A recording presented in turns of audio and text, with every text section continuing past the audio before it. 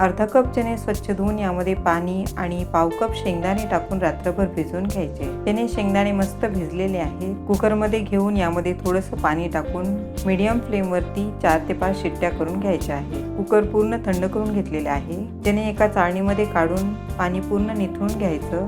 1 tablespoon तेल, मोहरी, जिरं, भरपूर लसूण टाकून गोल्डन परतून घ्यायचा। कोथिंबीर, चणे शेंगदाणे, आवडीप्रमाणे मिरची पावडर, हळद, धनेजिरे पावडर, मीठ टाकून लो फ्लेमवरती 2 ते 3 मिनिट परतवून घ्यायचं। मस्त टेस्टी चणे शेंगदाणे तयार झालेले आहेत। आता भेल करूया। थोडे चणे शेंगदाणे आवडीप्रमाणे, टोमॅटो, कांदा, कोथिंबीर, चिंचेची चटणी आणि बारीक शेव टाकून मिक्स करून घ्यायचं। चिंचेच्या चटणीची लिंक व्हिडिओच्या खाली दिलेली आहे। मस्त टेस्टी, चटपटी, प्रोटीन रिच चणा शेंगदाणा भेल तयार झालेली आहे। लाईक, शेअर आणि सबस्क्राईब करायला विसरू नका।